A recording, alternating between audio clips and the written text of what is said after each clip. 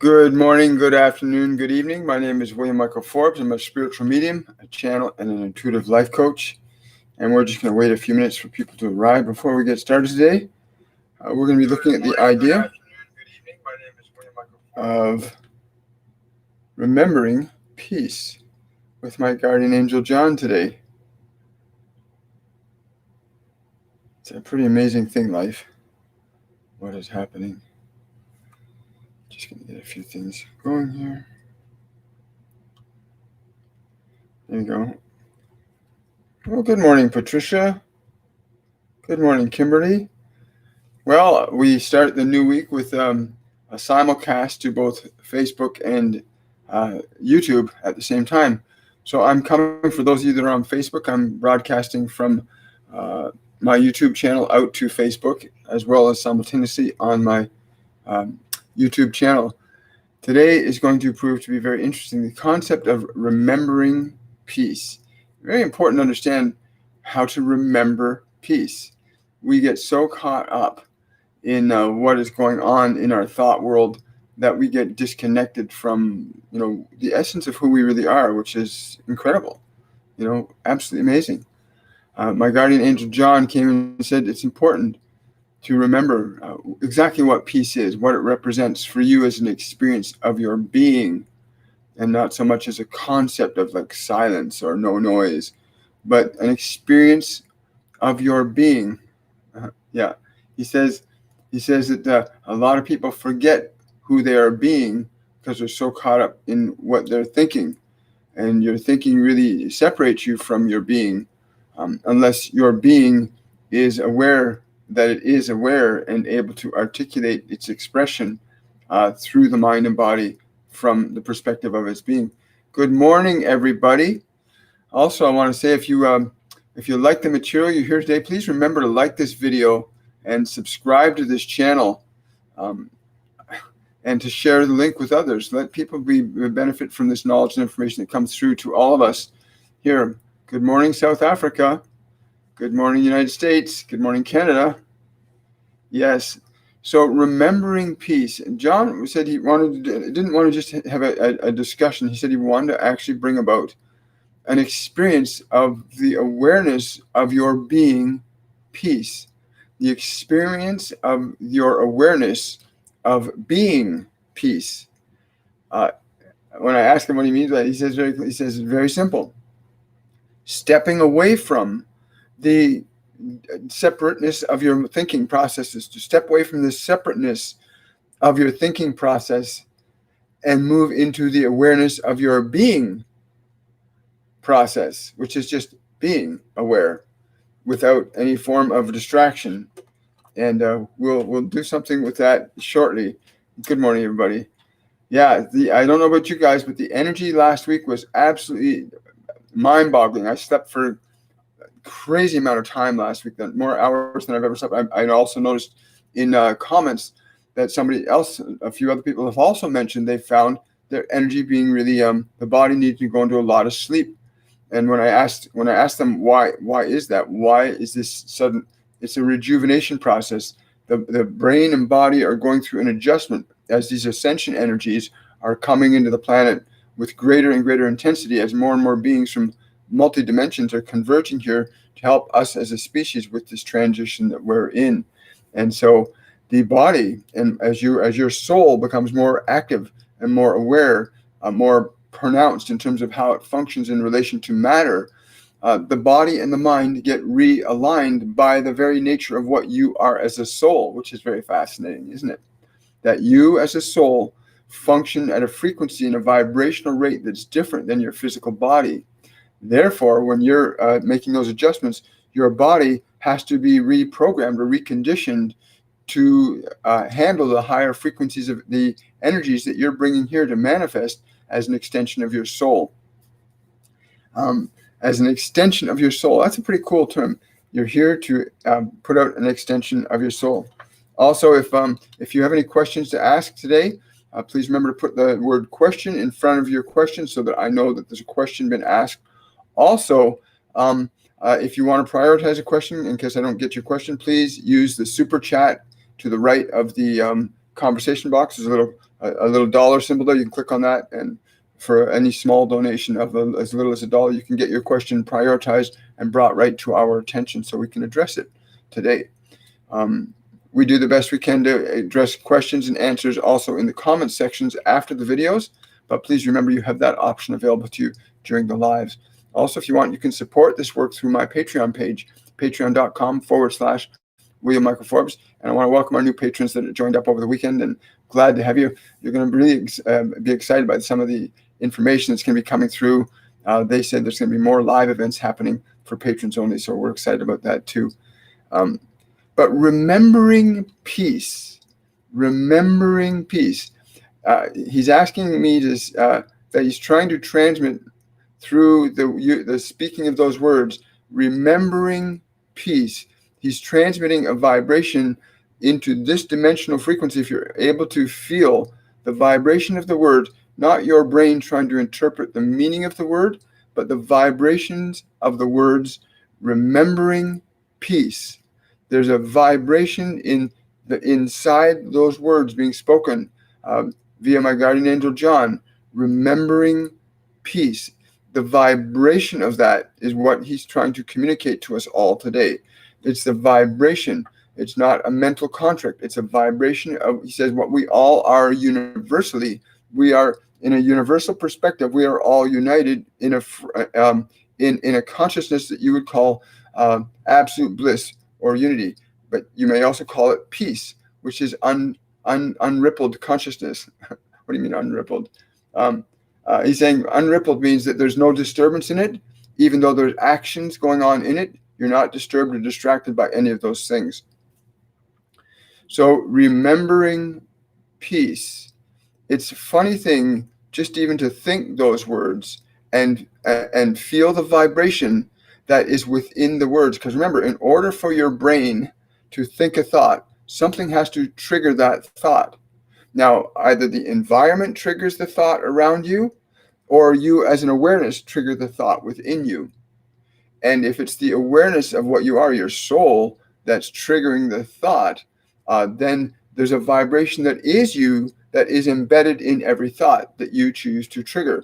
So when you form the thought, remembering peace, and you're consciously focusing on that thought of remembering peace, allowing your body to experience the vibration of the meaning of the word and not the remembered meaning of the word. The word remember also means to bring together too. Remembering, like an arm or a leg, you remember it, put it back together. So you're remembering peace. You're putting the vibration of peace back into your body.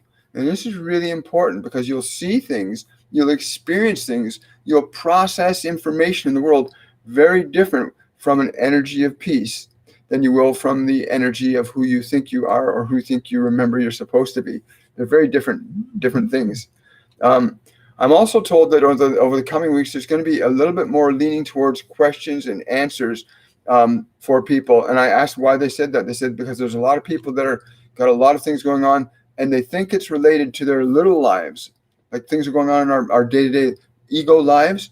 And they're saying, but a lot of what's going on in our lives that seems puzzling and confusing has nothing to do with this world. It has to do with you as a being, as an awareness, bringing in higher frequencies of energy to manifest your divine design that works as part and parcel of the collective whole of humanity. So we will be focusing on more questions and answers. The length and duration of Shortcuts for Your Soul will probably vary more on the downside as a result of that. But they're saying the goal here is to transmit vibrations and information that facilitates your awareness, your connectivity to what and who you are as a vibration, and not as something that you're seeking to analyze or find. You don't have to seek what you already are. You don't have to find what you already are. It's already evident in the nature of your being. And the goal then becomes, how is it you get to the place where you are being what you are and not being what your mind is thinking or what others have told you you are. This is a really important piece of information to really understand the distinction between your body, and your thoughts, and you as an awareness or a soul. I use the term soul, and you'll always see me spell the word soul in large, bold letters, because for me, the word soul represents spirit of universal light or love. Because in truth, from the perspective of unity consciousness, a soul is that. We are literally a spirit of universal light or love. And when you get into that consciousness, it changes what you're going to think, what you're going to say, what you're going to do. So without further ado, yes. So John is also saying, while we go forth on this, repeat the words occasionally to yourself during this presentation today. Repeat the words, remembering peace, to yourself, and feel the vibration contained within the word, not the mental interpretation of that. Do not try, he's saying, do not try to find some result out there when you speak the words remembering peace.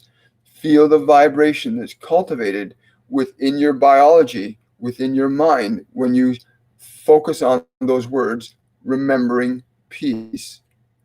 Yeah, it's pretty cool. And as you start to get into the vibration, remember, matter is organized by emotional energy. Matter is organized by emotional energy. Remember, emotion is the fifth state of energy.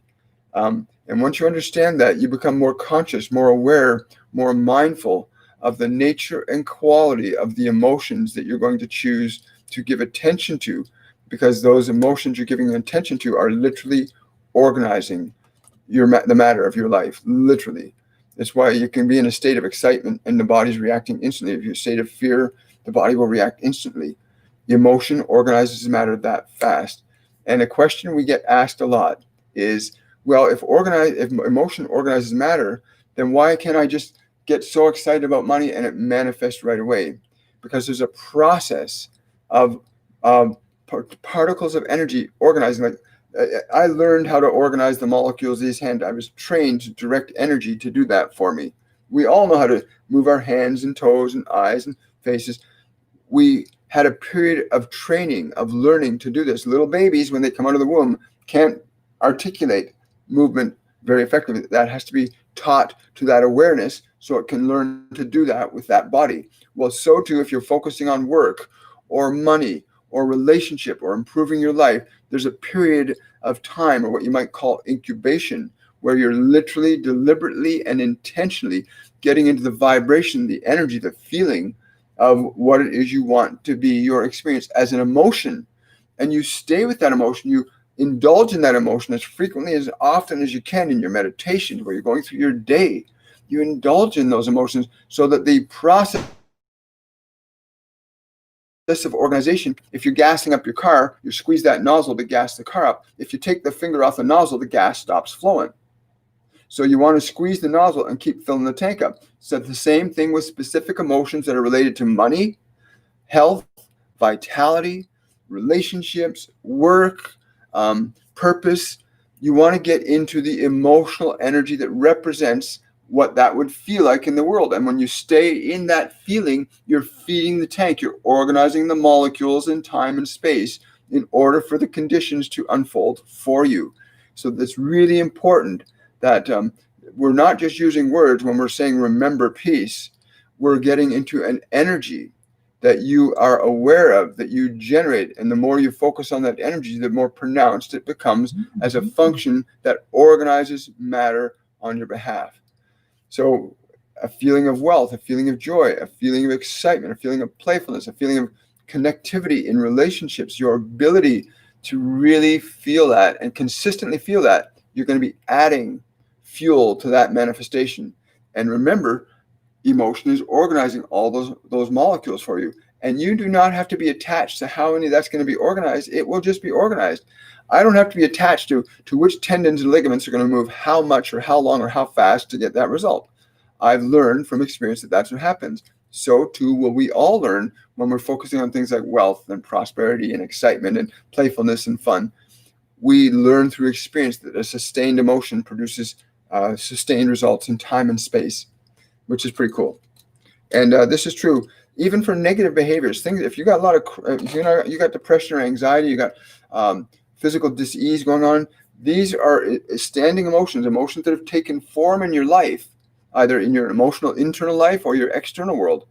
And they require a similar process to deconstruct them by putting in the new vibration. And there's a process of deconstruction that we go into in our mediumship courses that start in September that show you simply how to begin to deconstruct in a healthy, positive, constructive, time-sensitive way. So you can literally deconstruct long-standing emotional patterns in a very, very short time frame. You don't have to spend 10 years with a psychiatrist, in order to release or heal an emotional energy from your body. Once you know how to release the emotion, the energy in the body changes. It's like if you jump up and down and you're excited right now, you change the emotional energy in your body and you'll feel more energized.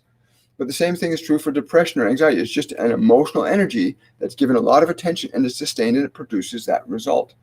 And remember, chemistry, emotion organizes brain and body chemistry, which is really cool. There's a wonderful guy out there by the name of Dr. Joe Dispenza, Bruce Lipton, a few other guys that are now proving and validating the concept that we organize matter with emotion, and that emotion organizes chemistry. It's really powerful and simple, and it does not have to be a long-term complex thing. So let's get to some questions and answers, because one of the things they're saying to me right now, we want to break down the time frame, because that's what's happening on a global scale. The amount of time it would take to normally transcend the kind of stuff humans are going through, just through the natural process, mean we'd have to go through war and famine and all kinds of nonsense. We don't have to do that.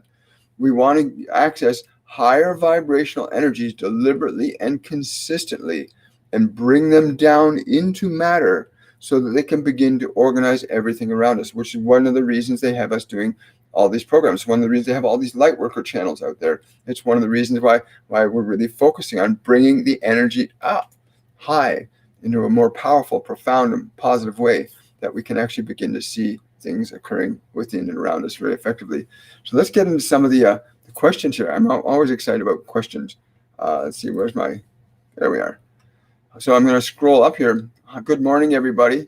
So grateful for the support you guys have been giving this channel. It's been really amazing. It's been really exciting watching it. And thank you for your questions and your comments in the videos afterwards. When I get time, we go over the questions and we'll answer them to the best of our ability. Question from Danielle. What is blocking me from being in unity? Okay, I don't know who this is. There's a female being coming through. It feels like it's Hera, the energy of Hera.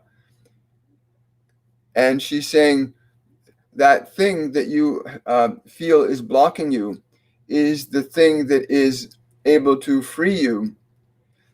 If you are able to engage that with the perspective that it is something that you can actually move aside, that you can actually move that sensation, that feeling aside, you will find that there is nothing there in truth.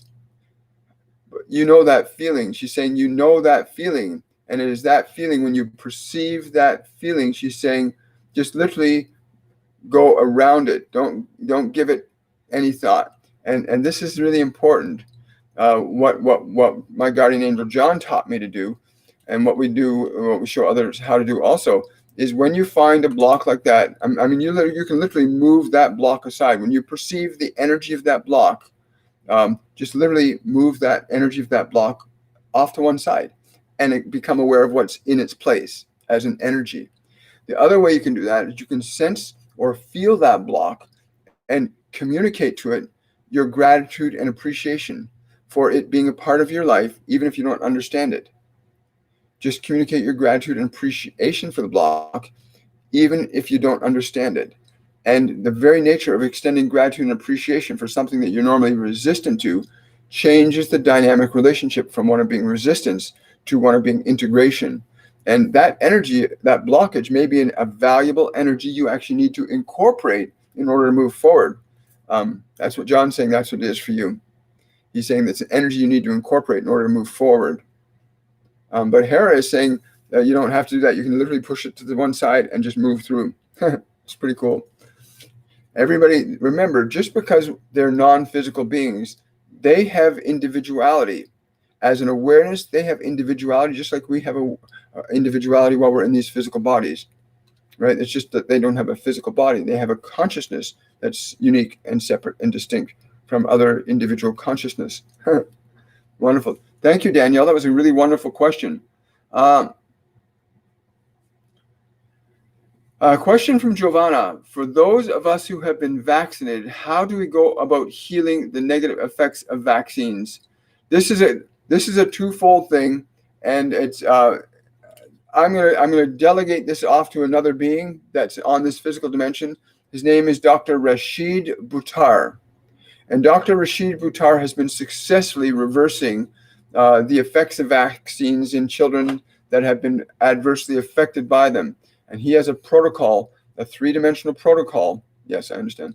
They're saying that for many of you, a three-dimensional protocol is necessary because you like to believe that this world is more real than your ability to affect it. But there's also this other side too, that you have the ability to, through a process of energy, literally remove those particles from the body, including the mercury and aluminum deposits that many of you are struggling with, especially with those of you who are having memory challenges. But you can, from a perspective of energetic intent, alter them as well. But Dr. Rashid Buttar has a three-dimensional protocols on diet and proper eating that will help remove those things from the body that way. So there's two ways. Remember, emotion organizes matter. If you spend an hour with your body, just an hour, give this to yourself. Spend an hour with your body, just like loving it and moving it and giving it as much love and playfulness as you can. Like, just really get into a feeling of great gratitude and appreciation for your body for 1 hour. If you can do that for 1 hour, you're going to be in a very different state physically. And what's beautiful about that is you will be aware that you generated that change from a perspective of your awareness. Remember, the body is just the instrument that we all use to communicate on this physical plane of consciousness. And when you become a master of directing its energy, you begin to create things very different in the world than most people are able to at this point in our history. That's a great question, Giovanna. Thank you very much for asking that, because I know a lot of people have concerns about that. Question from Magical Buddha.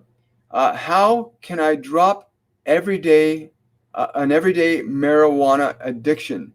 Wow, this is a great question. It's come up, and it's close to my heart personally, because I had some serious addictions with methamphetamine and alcohol, and nicotine as well. So I want to say it's really important to understand the emotional relationship you have with the substance, because really, this world isn't about the stuff; it's about what it makes us feel.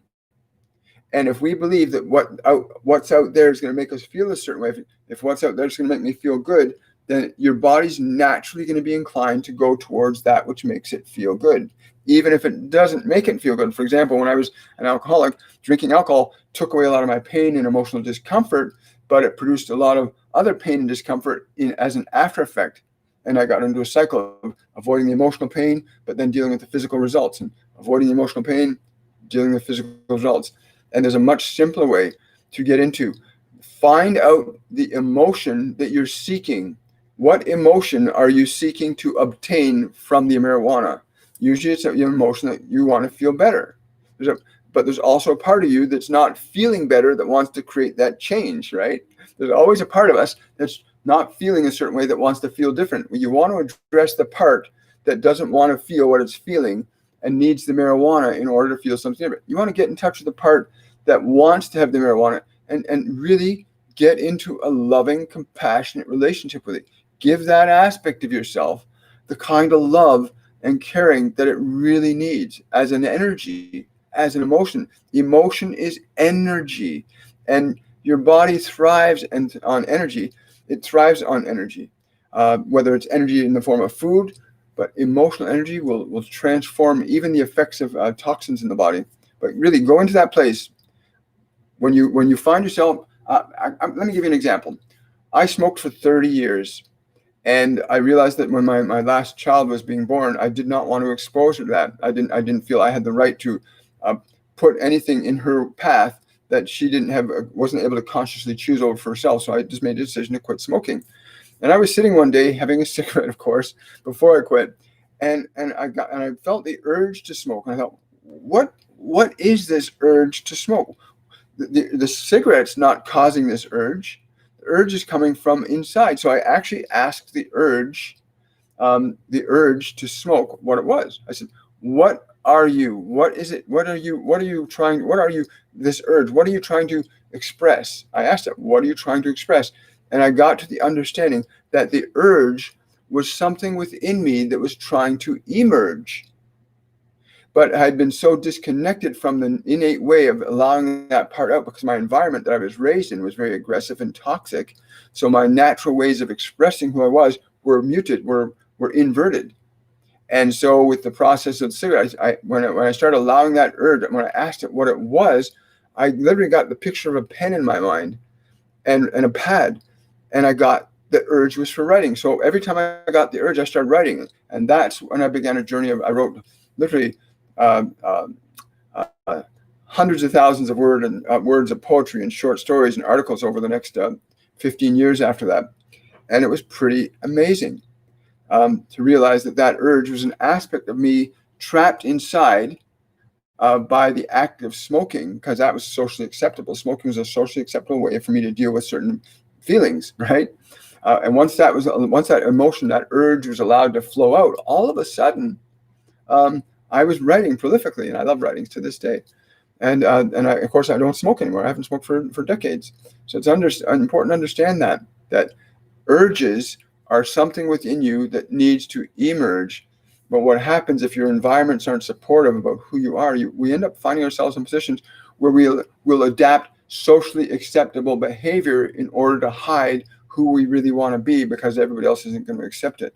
And again, that's a process. But try that, Magical, with that. When you get the urge to smoke marijuana, go inside and communicate with that urge and ask it, what is it you really want to express in this world? Ask it what it wants to express, not what you want to get to feel good, but ask it what it wants to express to feel good, right? Because it's really about unpackaging who you are from the inside out.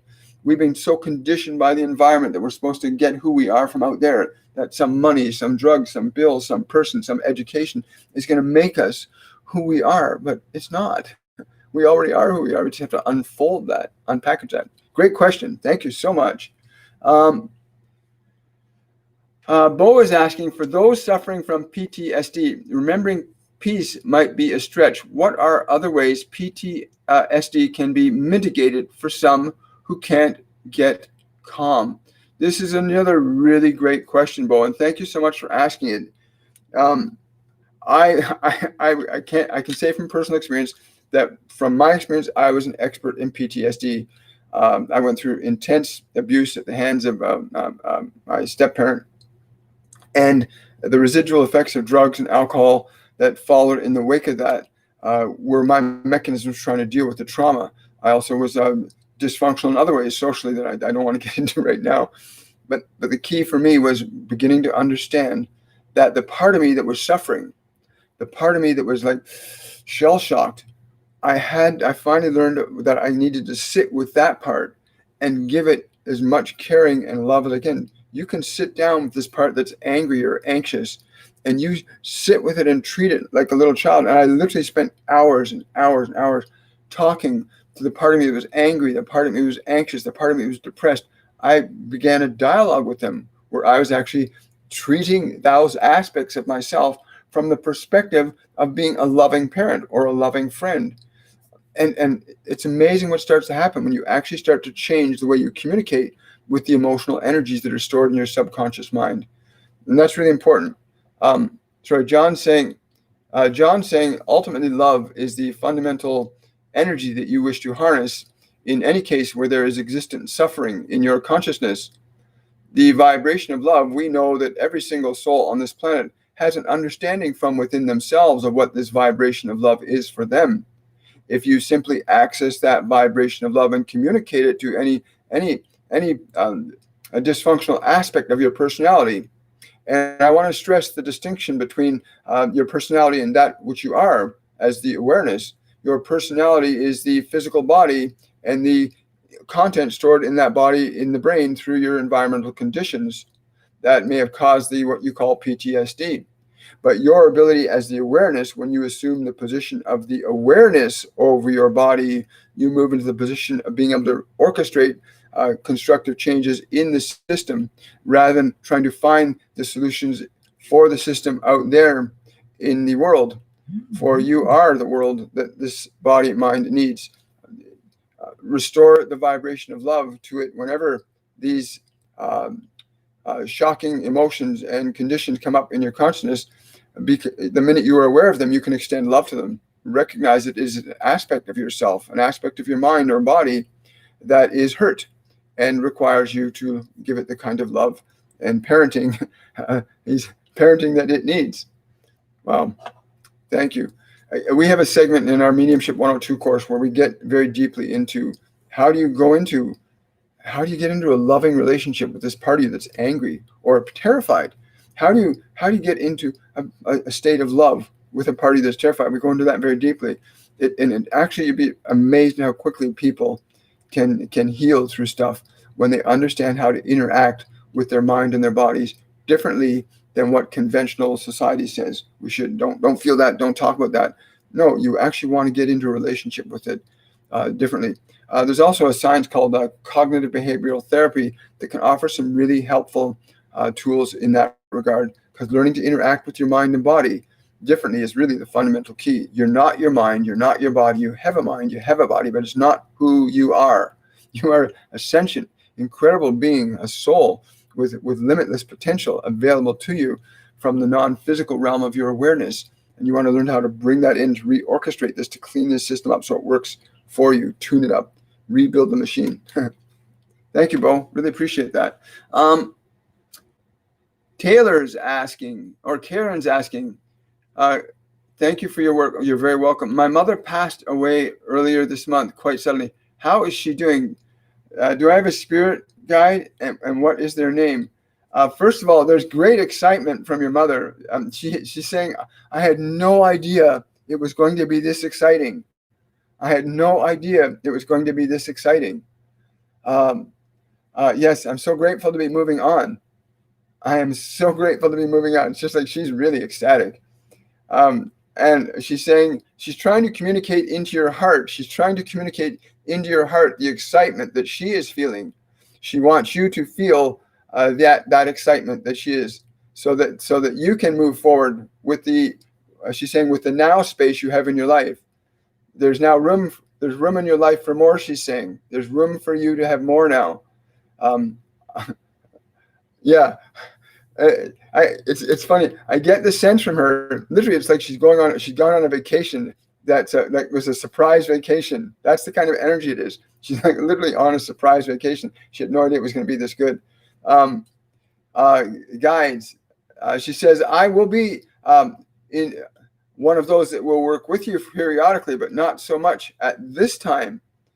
But she's saying there is one on your father's side. There is one on your father's side that is with you always. It's a tall male figure. Wow, very long hands, very unusually long hands for a man. And he says he walks to your behind to your right, and the word and name Jeffrey is coming through. Is that who you are, or is that? No, he's just saying something about Jeffrey. I don't know what that means or what that is relative to you, but something about Jeffrey. But this one, there are others too. There are others too. But this one is what's needed right now. Okay, Jeffrey. So however that Jeffrey thing resonates for you, what that means, please let us know. I'm always curious, because I don't try to figure out what it means anymore. I just allow the information to flow through, which is what all of us are capable of doing, just allowing it to flow. Thank you, Karen, for that question. Let's see. Question from Miriam. Why do I feel like I receive most messages through my dreams? Sometimes I don't know how to interpret them. It's not, he's saying, John is saying it's not that you don't know how to interpret them. Your mind, you're trying to interpret them through your mind. It is not the interpretive process of your mind that you wish to utilize to understand the meaning of the messages that we are communicating to you. It would be more prudent, you will find, to rest in the feeling of the information. Do not try to interpret, but do allow yourself to feel the energy, for that is what you are seeking to bring forth into this realm. But if you, upon awakening, try to identify and figure out, well, you will be using what you remember to try and understand something that is in the present moment, and you cannot understand the present moment from the interpretations of the past. So please allow yourself to feel the energy of these this information that we impart to you. Cool. Thank you, Miriam. That's really important, eh? That when we wake up in the morning, that if we our brain, we want to try and figure out what that means. The minute we do that, we're now taking an interpretation that we're forming of what we think that means. And it's the energy, it's the vibration that we need to get connected to. So for others that are here today, do that. Next time you come out of a dream, rather than trying to go to analyzing, what does it mean? Go into what's the feeling meaning? What's it feel like? And allow the feeling to be downloaded into the system. And once the feeling is downloaded in the system, it will be connected to events in time space that will cause a revelation or a revealing of the meaning of that vibration as an experience and manifestation of your soul, trying to bring that energy through. Cool. Thank you so much. Thank you so much.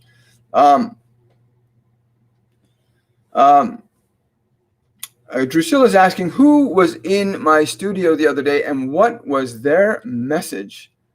Wow. Strange. I get that funny sound because the name I got was Leonardo da Vinci. The message is to stay joyful and focused about your work. See the greater meaning of your work. Do not think too small of that which you do. He says that's a common error that many artists make. They do not recognize the broader implications of the manifestation of their creative energy. As a result, many artists are stunted or restricted in terms of how far they can expand and articulate their creativity.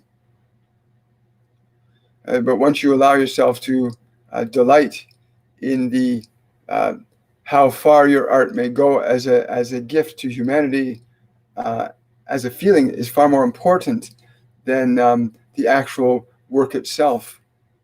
And many of my works reflected that it was not about the work itself, but the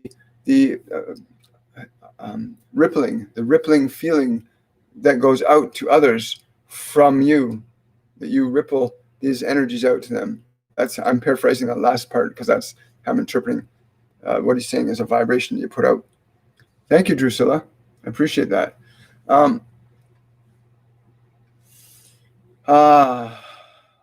Let's see here.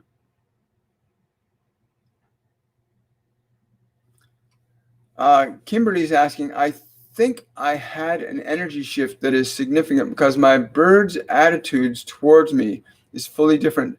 Does any spirit want to clarify this for me? Well, there's an animal spirit that's coming up right away, and the image that is representing this animal spirit is that of the mythological creature Pegasus. That's the energy that this animal spirit. Why that particular? Something about you've opened up a way to lift yourself higher.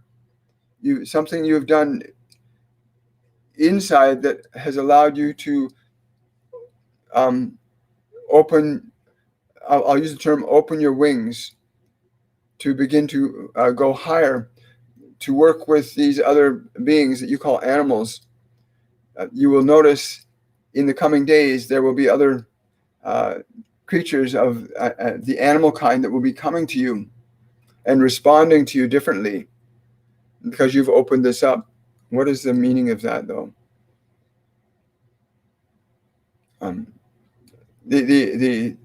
The meaning of this is not what's so important as the allowing of the process to unfold. That in and of itself will give you the meaning. Cool. Thank you, Kimberly. Oh, you're welcome. That is correct. Let's see here. I think we got time for one more question today. So has everybody been using that as we've been going through this? Remembering peace. Remembering peace. Have you been using that?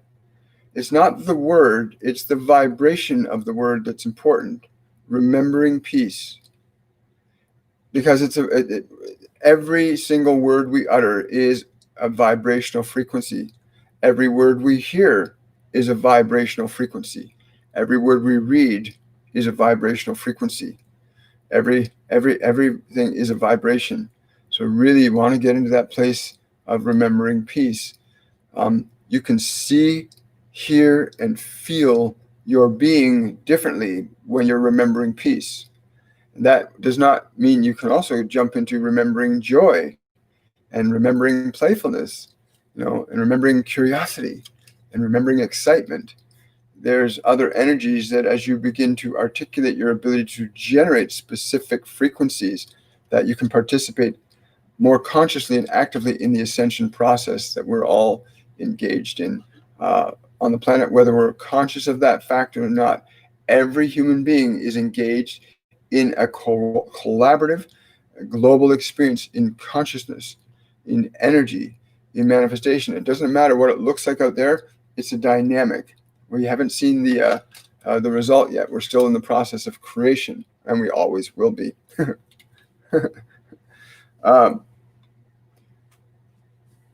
Yes. Let's see if I got one more question here.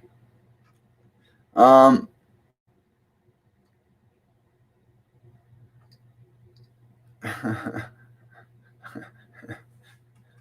dog, yeah, never. I think I missed one up here. Oh, I guess I didn't. Wonderful. So we'll scroll back down. Awesome, possum. Yes, Nicole. That's. I was actually looking for your question. A little thing popped, and I said, "Wait, Nicole had a question." So I'm going to scroll back up and see if I can find it. I don't usually scroll back up because it's. Oh, there it is. Who is my guardian angel? Well, you don't have just one guardian angel for starters. But I get the guardian angel that's working with you today is a being called Sandalphon. It's very strong with you today. Something about